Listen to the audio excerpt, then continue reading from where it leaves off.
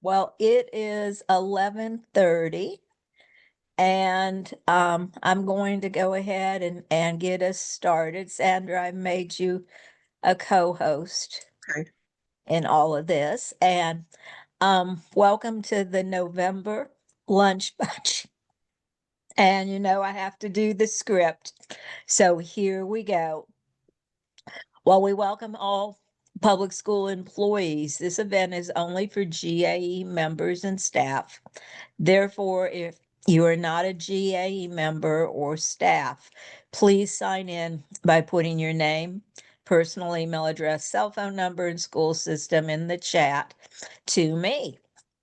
We appreciate your interest in GAE. We hope you will join our organization today by visiting gae.org. And everyone, please note that you must receive prior permission from the GAE Executive Committee or the GAE Executive Director before recording audio or video of this meeting. Social media posts concerning this meeting shall not contain information about the specific content The of the meeting. meeting, although the sharing of general information about GAE and GAE events is encouraged. Please be courteous to other attendees and request their permission before posting photographs containing their images.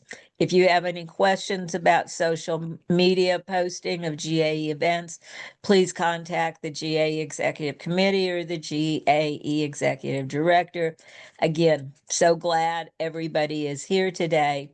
And Sandra has been doing a great job of um, setting up our programs for our lunch bunch here over the last few months. And Sandra, do you want to introduce Miss Asia? Well, I have known Miss Asia Duffy for a few years now, and she's with Fair Count. And you guys are in for a treat and some information that you can use. So I present to you Asia Duffy. Thank you, Sandra. Uh-huh. Thank you, Asia. Hello, everyone. Thank you all for allowing me to join your meeting. It's always an honor when I'm allowed to come into a personal meeting. So I really do appreciate it. I promise you guys not to hold you long, but I do promise to give you guys some good information. So I'll just start off by saying again, my name is Asia Duffy. I am a faith organizer with Fair Count. So I'll jump right on in and share my screen. Let's see. Yep. Can you all see my screen? I don't think I can see you all, so you'll probably have to say yes. Yes. Okay, Yes. perfect. So a little bit about Fair Count, right? Has anyone ever heard of Fair Count? Not until No? Sandra sent me the information. Well, that's okay. That's okay because I love to tell you all about it. So, Fair Count is a nonpartisan, nonprofit organization anchored here in Georgia. We were founded in 2019 to build long-term power in marginalized communities here in Georgia. So we mainly do work in rural areas where you don't see a lot of resources being in that area or a fair or accurate representation of that community there. So we focus on the three pillars of democracy is what we call it. So we focus on the census, we focus on redistricting, and we focus on voting. And I know everybody, well, this group here, I'm pretty sure is well aware of those three things, but voting is the one that most people hear. Voting is the one that everybody links to because we have an election at least every 2 years for midterms or for governor or for the presidency. But there we go. So whenever you hear the census, I want you all to always think of money, right? Because that's really what it is. The census are those people who come around and say, hey, can you tell us how many people are in your household, right? And what we see is a lot of times people say, I'm not going to give those people my information, or they here in this time, they may be afraid of people gathering information about their households. So a lot of times they don't give that information. But here's why the census is important. The census is important because over $1 trillion get allocated to states, and specifically in the state, it goes down to a county level. So we want to make sure everybody is counted in the census, so that makes sure we get an accurate proportion of funding from the federal government. And so, what happens when there's a lack of funding for people in your community who aren't counted?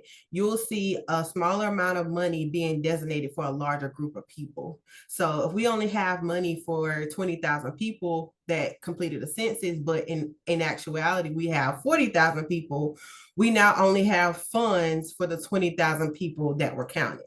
Right. So then we can start to see things like our education programs being affected, our hospitals being affected, anything that can receive federal funding.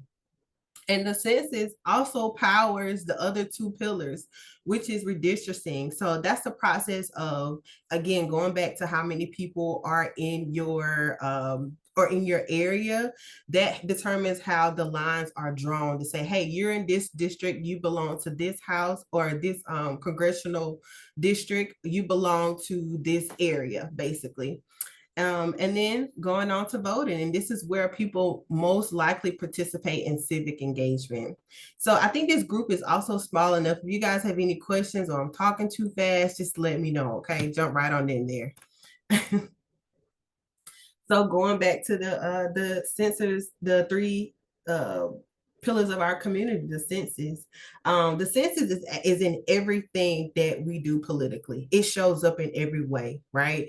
Down from how many representatives we get in the House or Senate, that determines how many people are in our particular district, or in our county, or in our state. So that everything ties back to the census. So that's why we have to make sure that we have an accurate representation of how many people are actually in our area, in our county, because these things trickle down to everything else that we have going on as far as in our government. And I will say again, Fair Count is nonpartisan.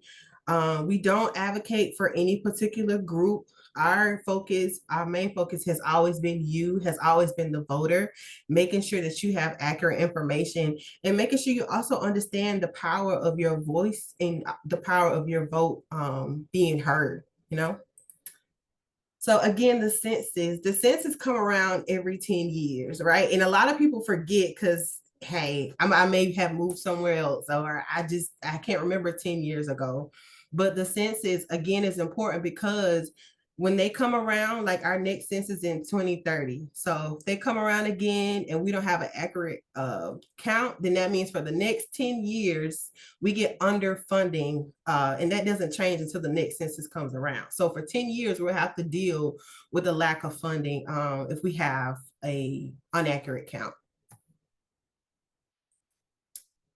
So again, just saying some of the things that the census affects: education, our healthcare, our infrastructure, and more. Any type of government programs as far as disaster relief, wildlife, down to, again, our schools, the Pell Grant, and also Medicaid and Medicare. On the census, is it U.S. citizens, or is it anybody, literally anybody in our country? That is a great question, Ms. Karen. And the census is not a citizenship thing. They're asking for how many people are in your household, right? Not the cat, not the dog, but the people that's actually living in your house. That is the number of people that we would get funding for. They normally don't ask for a citizenship question, but I do know that, with our current administration, there has been a lot of things that has been proposed. So 2030, we may see a different story, but here and now, how things last, it's not a question of citizenship. It's a question of how many people are actually in your household. Thank you. Great question, Ms. Karen. So again, going back to how the census goes into our civic life, our civic engagement.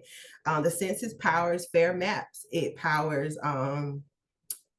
equality, right, for communities of low income or communities in general. And then it also leads up to fair voting, right? We need to know the census is so important because it also can determine too, even on a local level, down to how many machines, voting machines that a polling precinct can have. So if you're here in Georgia, we just had a really important public service commission election. And if you guys will give me some time, I'll get to that too, to show you just what our numbers in Georgia look like. I know Miss Sandra is in Georgia. I know I'm in Georgia. Is there anyone else that's in Georgia? I think we pretty much all Everyone are. here. Okay, perfect. Yeah. Okay, awesome, awesome. Okay, great. I know you said that you guys were joining from some different places. I didn't know if that meant states but thank you for clarifying.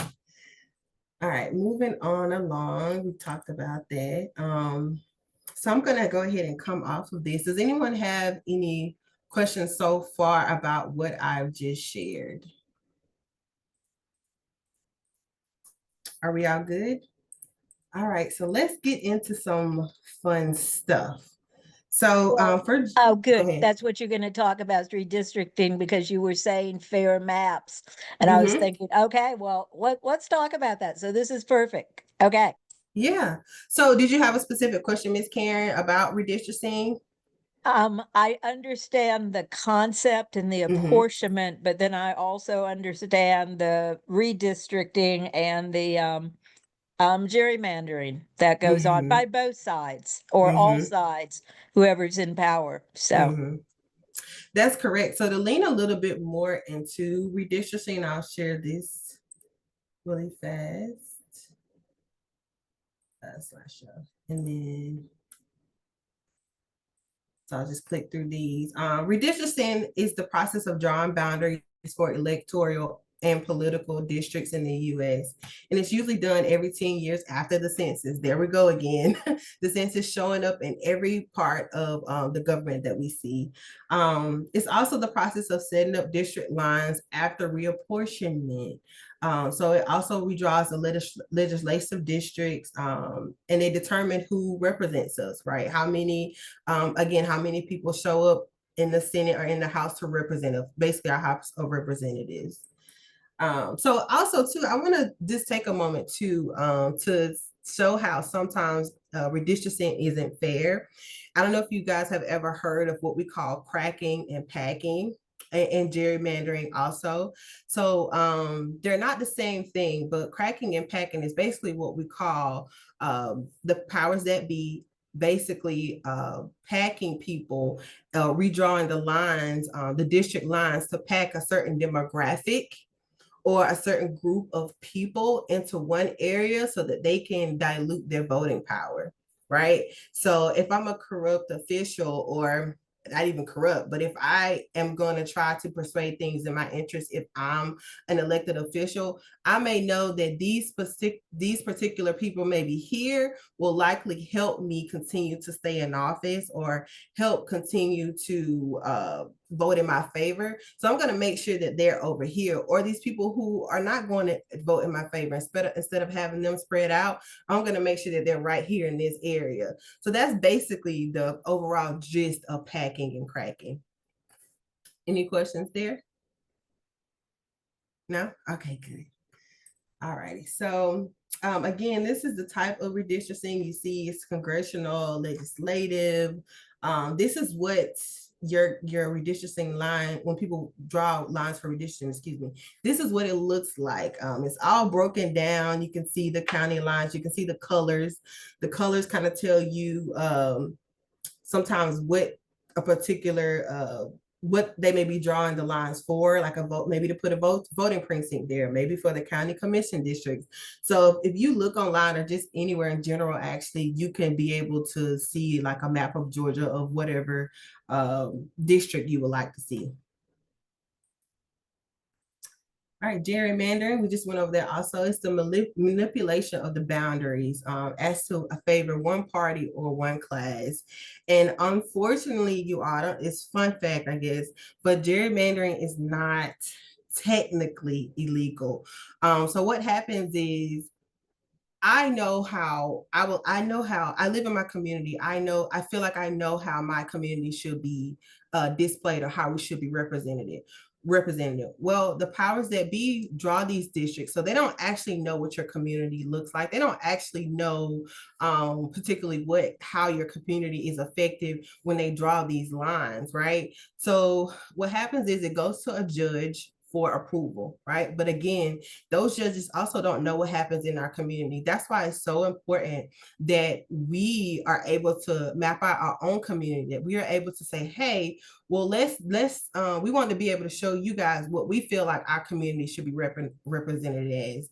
And Faircount actually does something we used to call Mapping Mondays, where it's basically we teach and we show you how you can draw the lines, how you can draw your redistricting line, how you feel like your community should be impacted.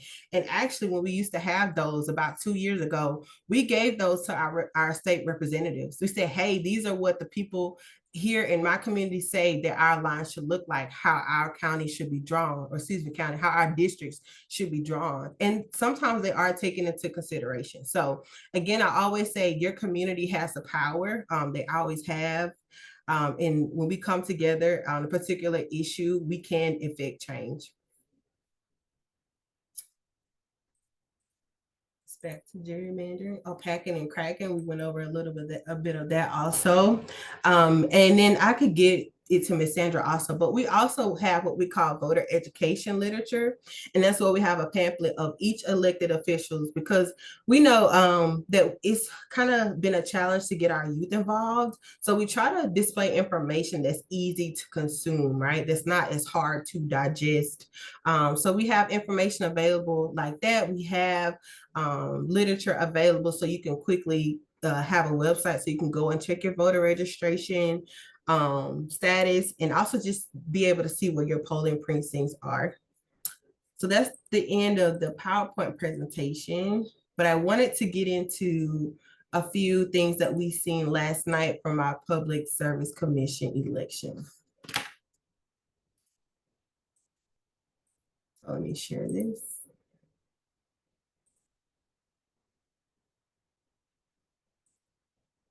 Okay, can you all see this screen? Do you see a map of Georgia? Perfect. Okay, so I want us to focus right here where it says total votes, right? Not particularly the candidate, excuse me, but particularly the votes. 1.5, over 1.5 million people showed up to vote last night, right? That is amazing. Normally turnout for these elections are more so on the lower side. We do normally like to compare them to what happened in 2022 and before. But I think this really just lets people know that, hey, people really do want to see that their voice matters. People are willing to show up for their community, show up for themselves. The Public Service Commission is where we elect people who will stand up and say, hey, these light bills, stand up to the utility company and say, hey, these light bills may be too expensive for the people that we represent. These water bills may be too expensive. And also they define too how natural resources are used. So if we'll continue to use gas, if we'll continue to burn wood, if we'll go to more natural alternatives such as wind or solar, that is majority of what the Public Service Commission does. So by us showing up in Georgia to elect these people, they're saying, hey, we want people who's gonna be a representation of us, right? Who's gonna make sure that our voice is being heard. And I think Georgia has done an amazing job of having a turnout of over 1.5 million people. So I just wanted to be able to share that and just say that, hey, go Georgia. Go Georgia. Keep encouraging people to show up to the polls, no matter how big or small an election, to continue to keep showing up.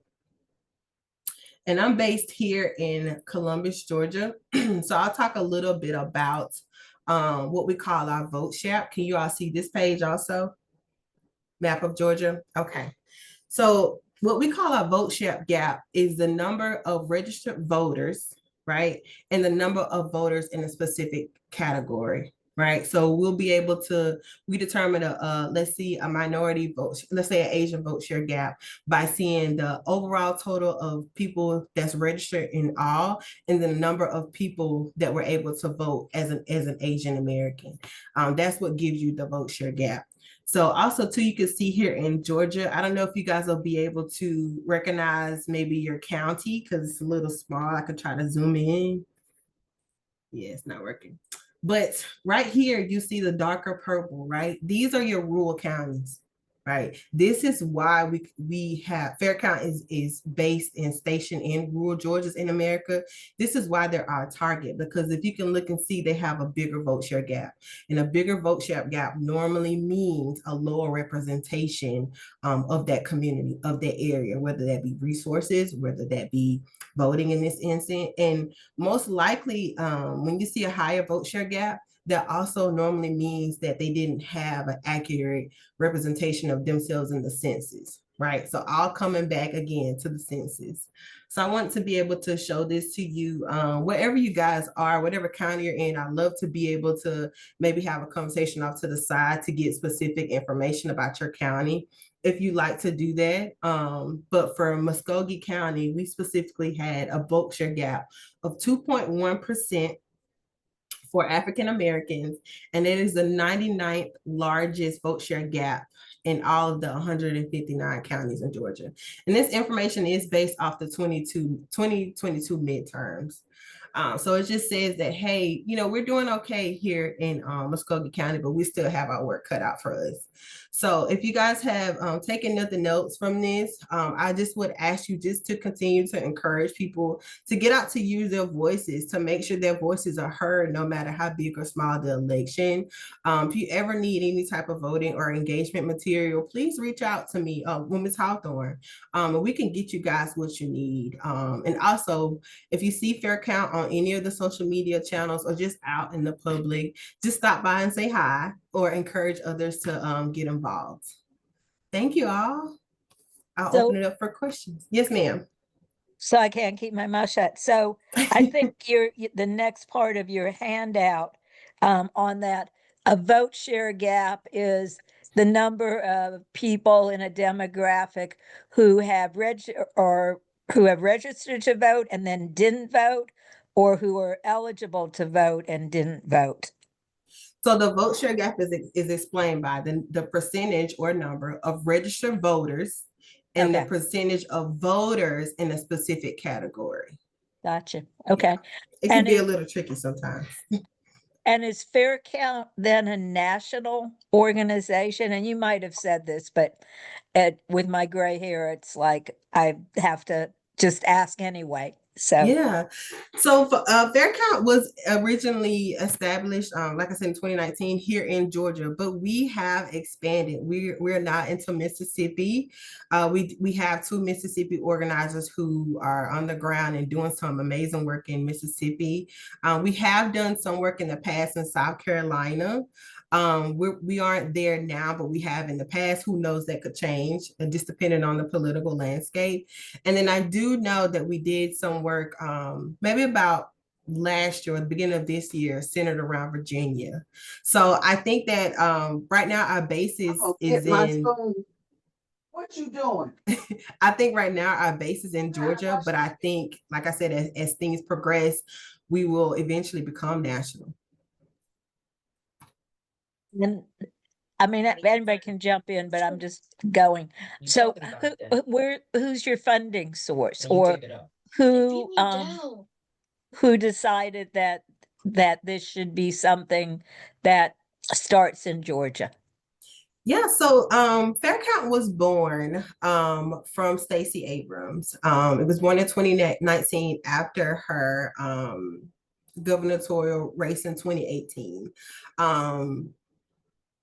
She basically said, hey, um, we want to make sure that everybody in Georgia is being counted, even in rural communities, right? So our base was here in Georgia, and then our base continued forward was, hey, rural people in rural Georgia, right? That is who we want to target, as to make sure that they're having the most accurate information.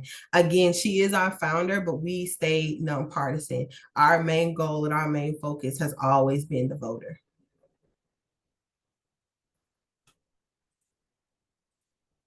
What questions do other people have?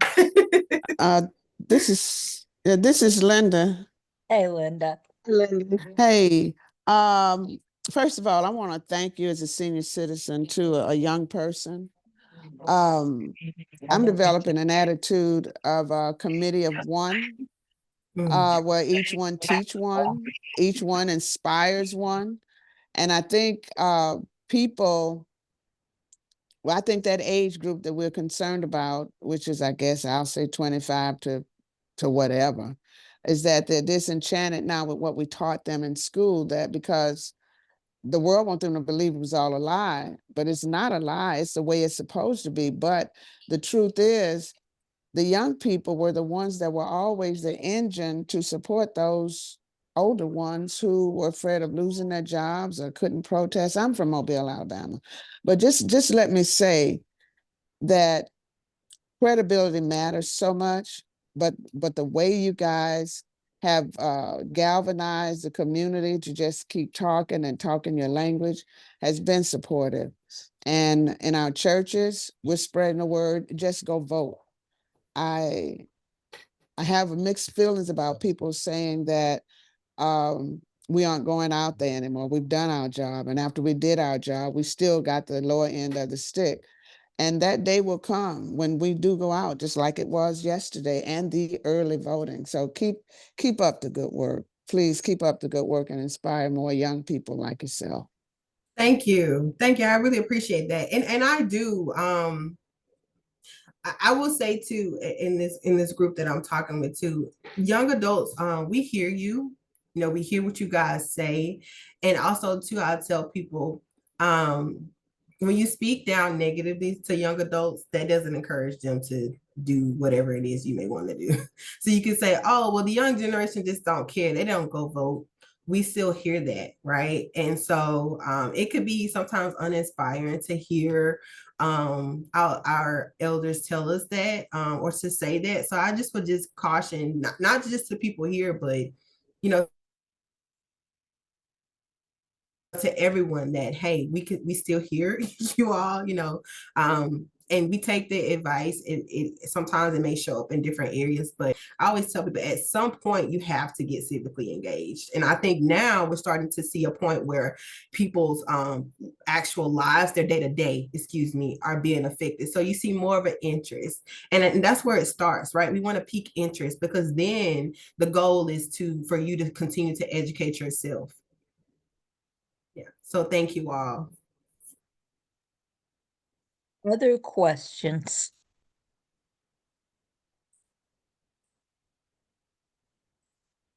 So Asia, do you have a typical day in your work life? I mean, like what do your responsibilities include besides speaking to us? Yeah, well, I've been very fortunate. My day to day looks different almost every day. I would say I have consistent to where sometimes I'm home. I work remotely, so I'm more than likely on meetings. Other days it could be I'm out in the community, going around the churches, handing out literature, nonpartisan information. Next days could be talking to churches again, talking to a youth center, or engaging in the community, having events in the community. So it looks very different for me. I would say now that we've had an election that passed, all of our let's gear up work has already been done. So now we're more so on the back end, kind of sort of trying to slow down and plan for next year to come, because next year, 2026, is going to be a big election year, right? And our goal is to make sure that people have the most updated, accurate information that we can have, making sure they know where their polling precinct is, making sure they are registered to vote.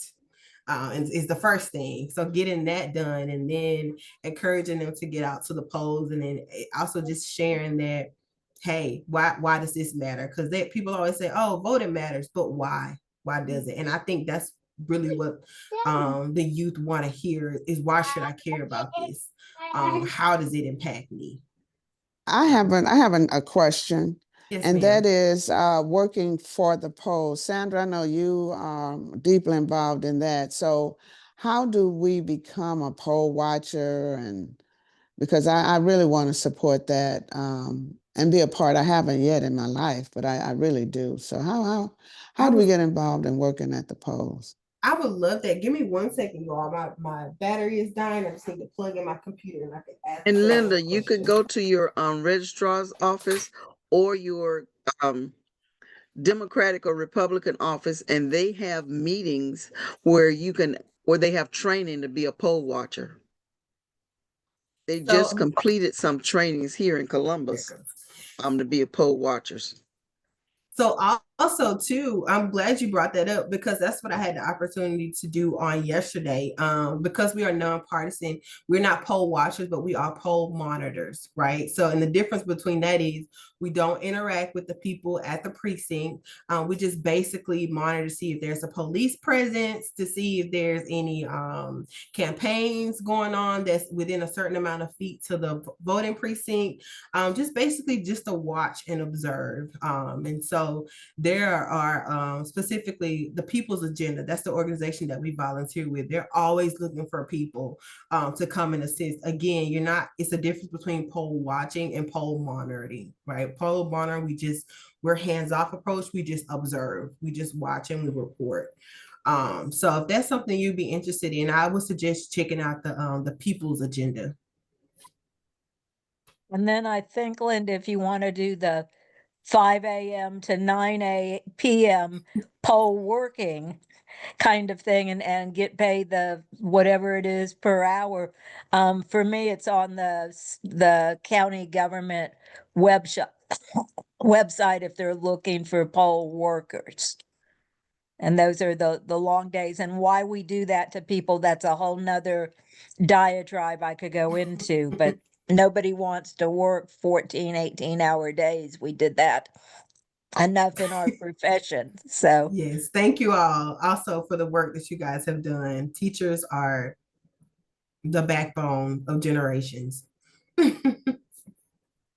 and Asia, if you had to give one piece of advice to our generation concerning elections, I mean, what's the one key thing we should keep in mind or tell others? Or so what are your words of wisdom?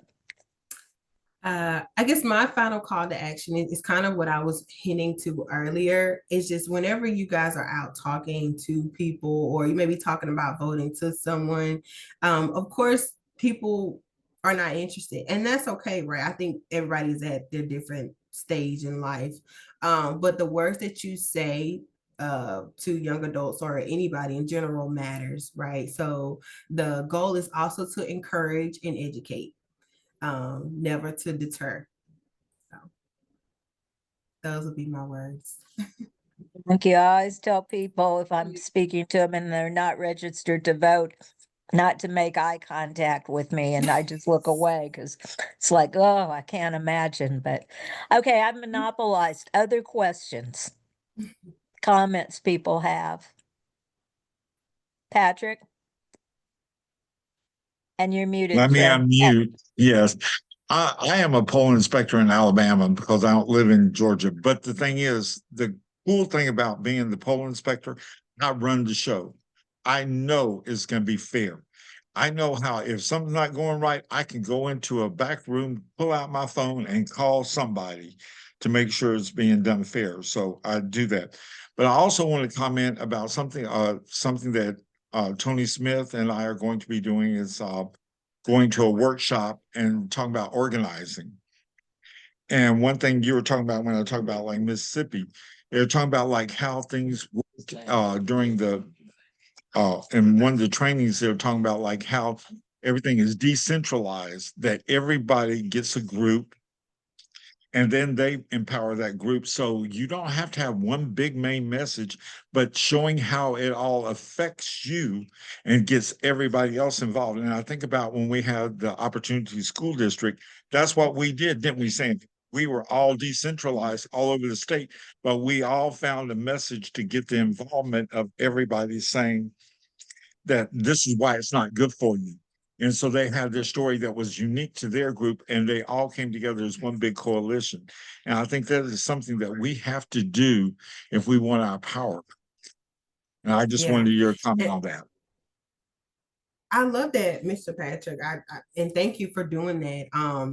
Another key thing that I say too, because Georgia and Alabama, we're really right here, just depending on what area you are. I know we're really close to the Phoenix City border, Phoenix City, Columbus border. But one thing I would say in organizing that I learned from like one of my first days, honestly, is every county is different. Right, what may work in Muskogee is not going to work in your deeper rural Georgia or even in your northern metropolitan areas. It's just not going to have that same approach. So I always share, hey, be open-minded when you organize, when you're talking to people, find out what the needs of that community are. Like we all know like general overview, but just as a quick short story, I used to organize in Terrell County. So that's deeper Southwest Georgia. And I met with a church that they said, hey, we have an issue. Our sewer has been backing into our roads for a year now. Who do we talk to about that? You talk to your elected officials. That is who you go to. So restoring that, hey, you don't have to be intimidated to go talk to your elected officials. They're there to serve you, right? So going back to understanding what a need may be in that community, which is why organizing the same way everywhere won't work. So hats off to you. I just would, advise that, you guys are able to listen to what it is the community is saying they may need or may want, and try different things. Again, that everything doesn't work everywhere. That's a pretty sage piece of advice, Asia. Thank you. Thank you. Other questions, comments, thoughts? I have a question, and I hope that this wasn't asked earlier, but I just got on the call. I work with the social justice ministry at my church. I love that, Miss Pam. Yes. Hey. And when we have young people that approach the table and say, no, I'm not political. Why do I need to vote? How do you address that? Sometimes it sucks the air right out of me or out of the little space that I'm in. How do you address those people? And that they're not always young. Right. But, yeah. Yeah. So we have what we call your low propensity your non-voters and your low propensity voters, basically. And what you describe is a characteristic of your non-voter, right? If people, we don't want to force anybody, to be civically engaged. We can't force anybody, but what we can do is try to educate. What I found is when people say that, hey, well, I don't deal with any of that. Well, tell me what has been happening in your home life. Do you have enough money to make ends meet every month? Are you experiencing changes in your power bill or housing? This is why those things matter. You're right. You have to relate it back to, again, what their everyday lives are doing. And then they transition from the stage of being a non-voter to a low propensity voter, meaning that now there may be an opportunity where they may go register, they may go vote. But I always say for those people who are just opposed to it, we can't force them, right? Some people are just not going to care, right? We can't force them to engage civically, but we can continue to educate, right? And not educate in a harmful way, but just say, hey, well, man, you got any problems that you've been going through, anything that you've been experiencing? Whatever it may be, try to relate it back to that person. If you may know of that person, they may be going to school, we could talk about how, the Pell Grant may be getting, may be affecting them. So my best approach is always to learn something about them. It may be childcare, right? How does that matter to you, right? And this is how we can relate it back to the census or relate it back to voting, right? You want to let people who may eventually do child tax credits, right? Who may be interested in sending your child to daycare for free, right? We have to just always find a way to relate it back to being civically engaged. And that's not always the easiest thing to do. And I would just say stay consistent, not to a point again where you're forcing them, but just to a point where, hey, they know if they ever have any question, they could come to you about it. Okay, thank you. I should have used the word educate, but not what to do about it. But I like that piece of educating them because we often have to educate them. And I just want to make sure that I'm doing it in a way that I don't intimidate anybody Right. or, like say, what's wrong with you or nothing like that. But I like the approach Yes, ma'am. that I can use. Thank you so much. Yeah, I would love to, Miss Pam, also too, to be able to get you some pamphlets about the different types of positions that it is for people who may just know the basics of government, or they may don't. It tells you about what your all your elected positions do. I'd love to be able to get those to you so that you could be able to share and then they could read at their leisure, or even for you to just have at your leisure. Okay, thank you. You're welcome. Other comments, questions? I have a question. I understand that, yes, we do need to educate people about voting and the process and everything, but what would what type of activity um, would you suggest to encourage young people who have just gotten out of high school, or just a younger people in the early 20s who say, um, I'm not going to register to vote or vote because um it won't do any good anyway. Nothing's going to happen. My life is not going to improve. What type of activity or education should we provide for someone like that? Because I was talking with a friend of mine who's in Southwest Georgia, and she's an educator. And she was telling me that was a problem, that a lot of the young people had that attitude when they tried to talk to them about voting. So I'm open for any suggestions. Yeah, and you're gonna see that everywhere, right? Those are your non-voters. But what we have done at Fair Count too, we've held community events, right? We've had events where whether if you were just a person in that community, we just asked you to come and show up, and we would feed you and just have a nice time. We do face painting, we do game trucks sometimes. Just a place where people can come just to feel comfortable first in their community, right? And then we will also have a segment to where we did talk to them about voting and how it impacts them. Again, I will go back to say that we can't force civic engagement on people. All we can do really is try to help them to understand it's important, right? And I do believe now, with how things are happening, I do believe young adults are getting more, at least more, have more of an interest in learning how things work for them, or how things trickle down and impact them. But I would just go back to say, like, hey, we can't, you don't want to completely, you know, turn them off from civic engagement at all. But there's also more ways to be civically engaged. It's just not by voting. You could be civically engaged by just going to a meeting, your city council meeting. You could be civically engaged by just reading information, or passing out information. There's different ways to be civically engaged. And so everybody starts somewhere. I know for me, my first time voting was with my family. We went and all voted together, and for me, that's what made it special. That's what says, what, this is something that I need to do, that I feel like I should do, because it was a family thing. So I think, again, going back to making it as personal as possible, and relating it back to them. Thank you. Excuse me. Excuse me, Ms. Oh. Asia. Yes, I ma'am. appreciate this information, but one of the things that we have done is to enlist the assistance of the high school teachers.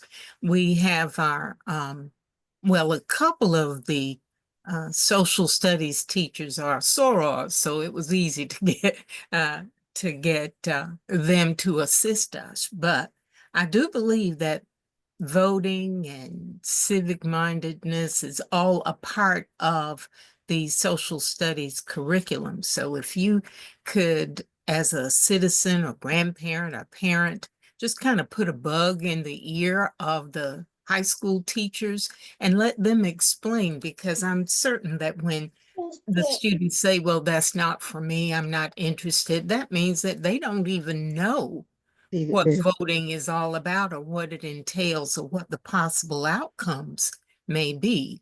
So if somehow or another, if you cannot enlist the assistance of those educators, some of them are willing to allow you to set up voter registration um, rooms or places at the schools, because as soon as they become 17 and a half or something like that, you can start with the information. But I do believe, and I'm convinced, if we can do it in Thomasville, get the teachers here to put in a good word or just explain to the students what voting is all about, then not only will they become interested and try to get out and let their voices be known, but they'll go home and share it with their parents. I love that, Ms. Deborah, and I completely agree. I do know that we partner with, so Fair Count, we don't particularly do voter registration, but we partner with organizations who do, such as Vote Riders, right? And so we've had instances to where Vote Riders was been able to partner with Fair Count, and we have shown up to schools in Muskogee County doing voter registration and voter education. So I love that, Ms. Deborah, and I did write down Thomasville. So when I go back to talk to our partners at Vote Riders, hey, to say, hey, this may be an area that we need to look into doing that in. So thank you, Ms. Deborah. I definitely will take that back. And Deborah and I are on the same wavelength, because I was going to ask you, how often do you get a chance to go into the high schools and talk to those seniors Yeah, about it? so So yeah.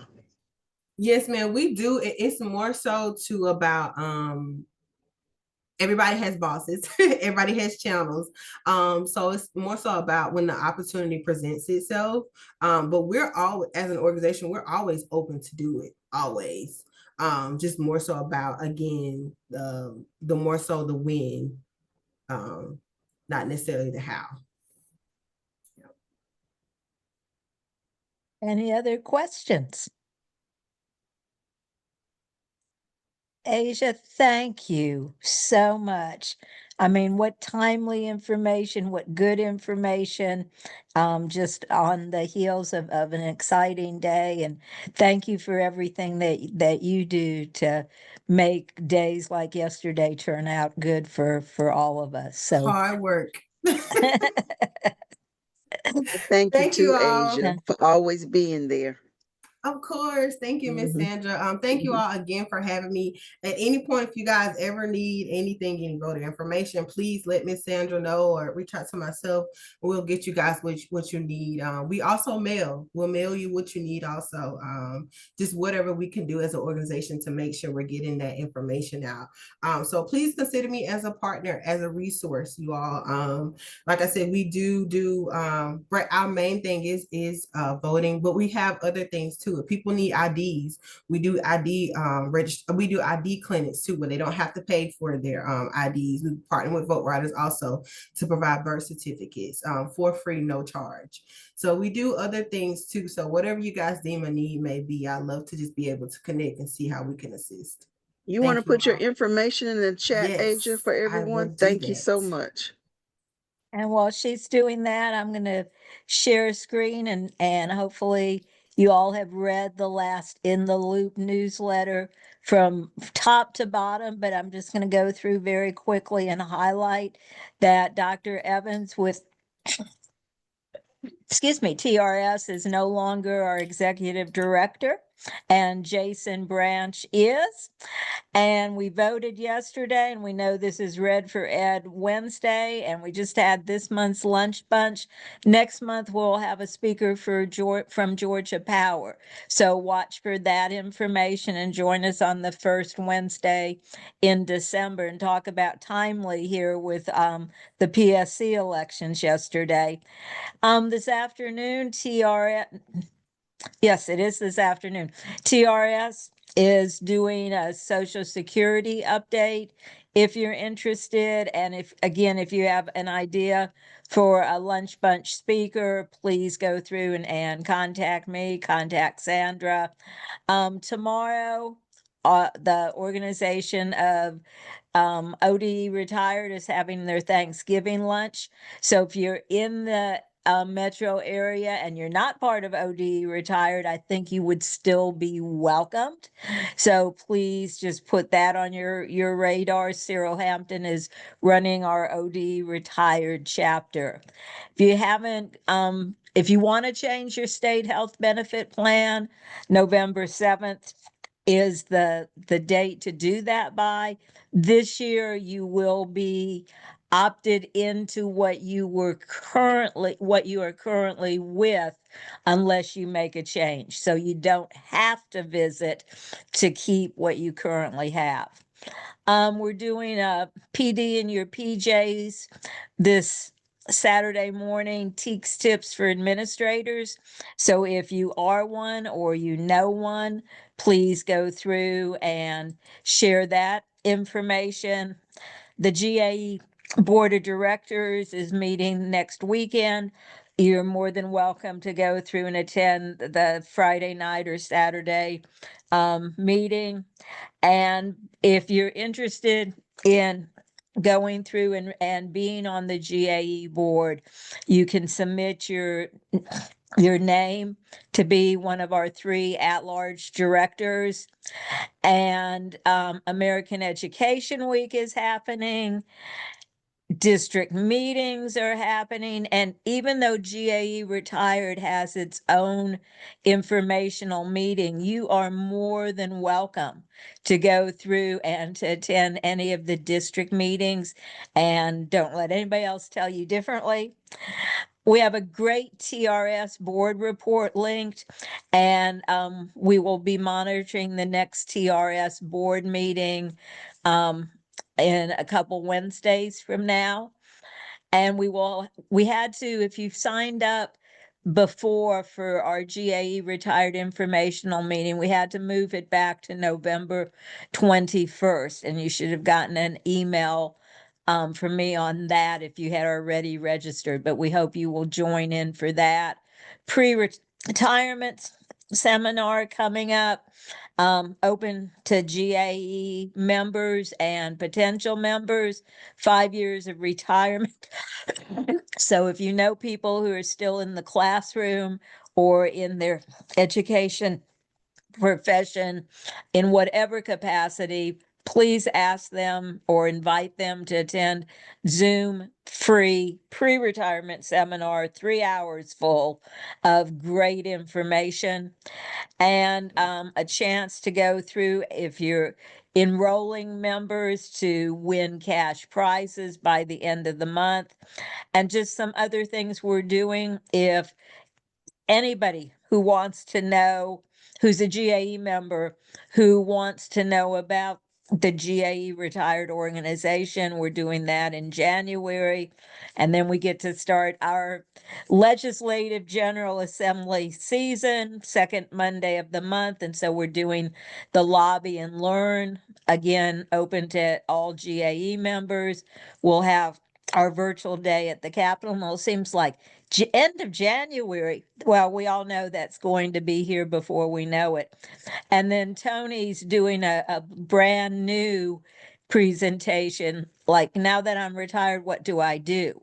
Just to acquaint people, like, you really should keep your state health benefit program insurance, because if you go off, then you have to go back to work to go through and get it, etc. So just put that on your calendar. If you want to submit something to amend the GAE retired constitution and bylaws. We have a deadline for that. And our all-member conference is going to be April 17th, and you can register for that at the Renaissance Hotel near the airport. So with that, I will say one last thing, that if you're interested in running for one of the 6 positions on the GAE Retired Executive Committee, you can see them listed here.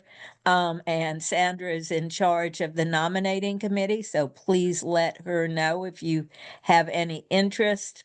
And Put that my is all. I put my Yes, ma'am. name and contact info in the chat.